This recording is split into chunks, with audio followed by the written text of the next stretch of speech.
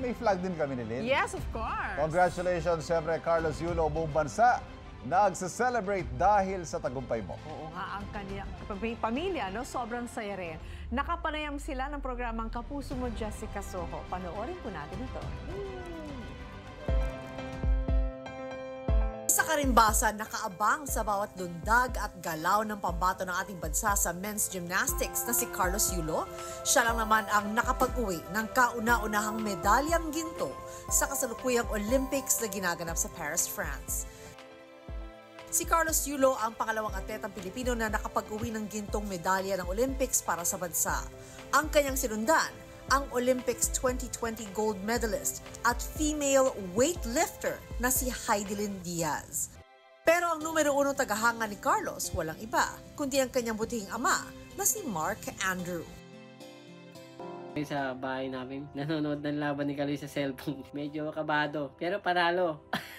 Bilang tatay, nakaka-proud talaga po na makamit nila yung mga ganyang mga medals. Lalo na ngayon po, Olympics. Dati parang ano lang, batang Pinoy, palarong pambansa. Ngayon, may mga Asian Games. Ngayon, Olympic po, medyo malaking liga na po yan. Nakaka-proud po kasi medyo international na. Natuwa po, tsaka naiyak. Hindi pa rin po makapaniwala hanggang ngayon. First time ko po na makita yung sarili kong kapatid na nag-gold sa Olympics. Dati, nanonood lang po kami ng sabay. Ang nakababatang kapatid ni Carlos na si Carl, isa ring gymnast. Nainganyo siya sa sport na ito dahil napapanood niya ang kanyang kuya habang nagtitraining. Influensya po ako ni Kuya dahil sa tips niyang ginagawa. Bilang teammate, nakikita ko siya na focus lang.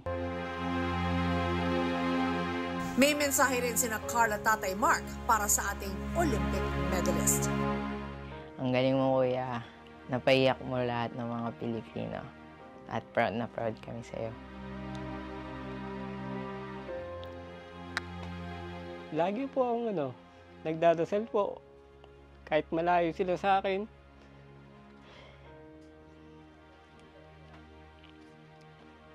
Na lagi silang ligtas.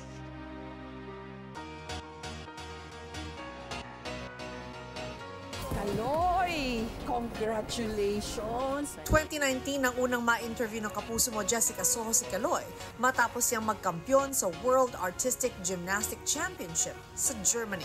Taas ng tingin namin sa mga sarili namin ngayon dahil sa'yo. Ang taas ng narating ng Pilipinas. Akalain mo, gymnastics.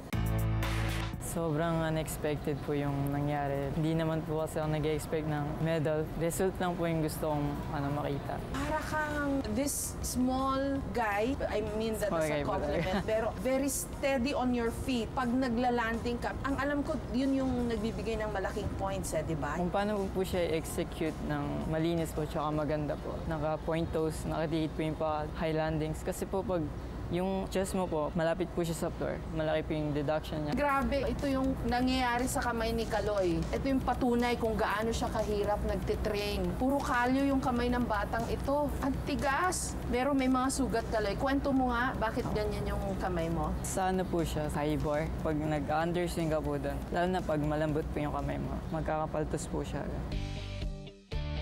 Fast forward to 2024, ang batang gymnast na nangarap manalo sa Olympics, ngayon ay certified Olympic gold medalist na. Salamat sa iyong pagpupursigi, Carlos. Nagdiriwang ang buong bansa dahil sa iyong pagkapanalo. Congratulations sa bagong Olympic gold medalist ng Pilipinas. Congratulations! Yan, congratulations! Kaloy! Alam mo ba, Ate Sue, Aha. talagang bata pa lang si Carlos, pursigido na. Si Juan, hindi lang Juan, two-time gold medalist, Carlos Yulo. Yes, Bata elementary. pa lang. Oo, elementary pa lang siya. Puspusa na ang training niya. Kumusta kaya siya nung nagsisimula? Igan, tanungin natin mismo mula sa isa sa mga naging unang gymnastics coach ni Kaloy. Good morning, Coach Ezra Canlas. Good morning, Ma'am. po. Good morning po, Ma'am Ezra. Ma'am Good Ezra, morning po. anong grade po si Kaloy nung nagsimula mag-training sa inyo? Grade 2 po. Grade 2. Grade 2. Nakitaan niyo na ba siya ng potensyal nung bata pa siya? Opo, kasi ano siya, talagang focus sa ginagawa niya. At love niya yung gymnastics. Opo. Paano niyo masabi yung pagiging focus niya nung bata pa siya? Yung para bang alam na niya, yung meron siyang gustong marating doon sa pagsasanay. Opo. Kasi po, bilang mag-aaral, napakabait niya. Pagkakatapos po ng school niya, pag uwi sa bahay, kakain lang po yan ng lunch. And then pagkatapos, 1 o'clock, maglalaro po yan. Very typical na bata, nagko-computer. And then 1:30, pupunta na po yan sa gym, sa Rizal Memorial. Yun po yung routine ng buhay niya every day.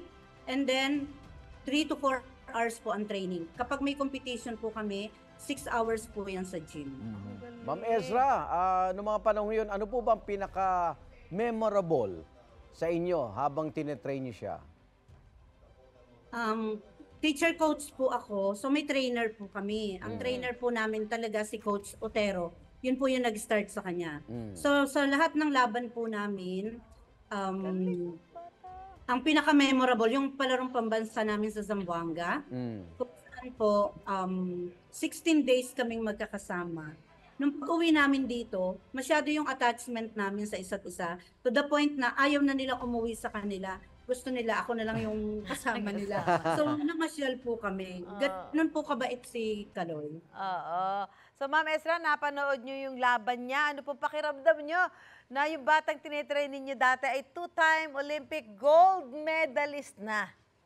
Yes po, masayang masaya po. Proud na proud po sa kanya kasi at least may produkto na po kami dito sa Aurora, Quezon. Oo nga. Oo nga, totoo naman yun. Pero nung bata ba siya, nakita niyo na siyang papalaot sa Olympics? Opo, opo. Ano mensahe niyo kay... Kasi napaka-humble po niyan. Lagi niyang sinasabi, Ma'am, hindi naman ako magaling. Laging ganun siya. Timid, mahiyain. Pero kitang-kita naman po na kahit sinong coach ang humawak sa kanya, talagang dahil love niya yung gymnastics, binibigay po niya yung best niya. Yung floor po at saka vault, yan talaga ang pet na event niya. Talaga. Talaga ang ano niya. Okay, pagkakataon Kasi na po. yan lang, opo, yan po yung pinag-startan niya kasi. Vault and Ma'am Ezra, pagkakataon po, mensahe niyo kay Carlos. Yan, Kaloy. Kumusta ka na, Be? Thank you so much sa karangalang ibinigay mo sa ating bansa, lalo na sa ating school. Dalangin namin na sana maging matagumpay ka pa sa lahat ng competitions na dadaluhan mo. Proud na proud kami sa iyo at lagi ka namin ipinagdarasal. Ayun. Congratulations! Congratulations, Kaloy! We love you! Ayun, no?